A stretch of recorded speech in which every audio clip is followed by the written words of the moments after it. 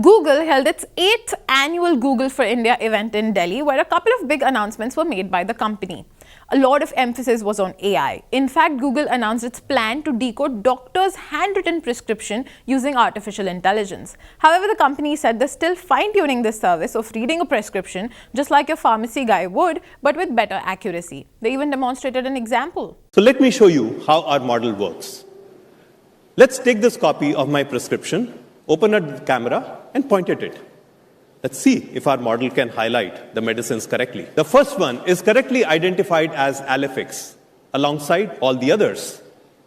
While the initial results have been heartening, much work still remains to be done before the system is ready for the real world. Apart from this, Google said that it will be using artificial intelligence to check an X-ray for tuberculosis. The company is also building a clinical intelligence engine that can be used to diagnose common diseases.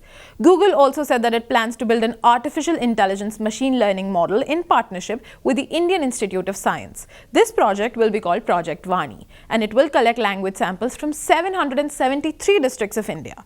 Project Vani will also ensure that the data that is collected and produced under it will be open sourced. The company also explained how it will be using AI for agriculture.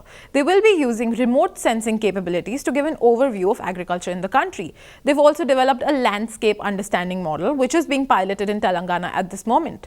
This model can identify fields, natural and man-made water bodies, and will also be able to detect events for the fields, such as when the crop was sown and when it was watered.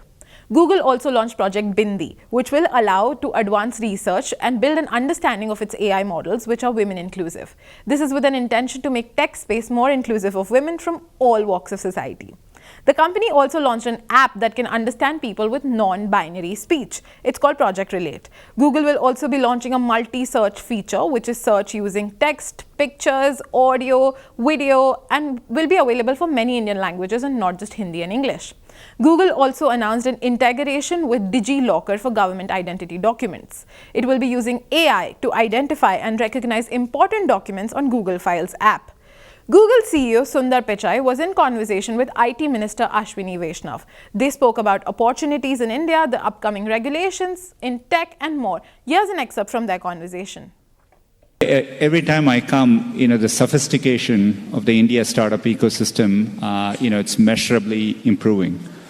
Part of what we have done with the India Digitization Fund is increasingly focusing on our investments towards startups from India, like Glance.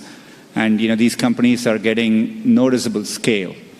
And increasingly, as you heard earlier, we have announced a $300 million fund with a focus. 1/4 of the fund will go towards startups led by women or startups which are focused on bridging the gender divide. I think, to me, the opportunity India has, part of, if you look at the US as a market, the reason startups are successful is when they build something, they have an access to a 300 million plus market. And it's easy to build something which scales across the entire country. This hasn't always been true in places like Europe, because you have to scale across 26 markets, and it's tough for a startup to get that scale.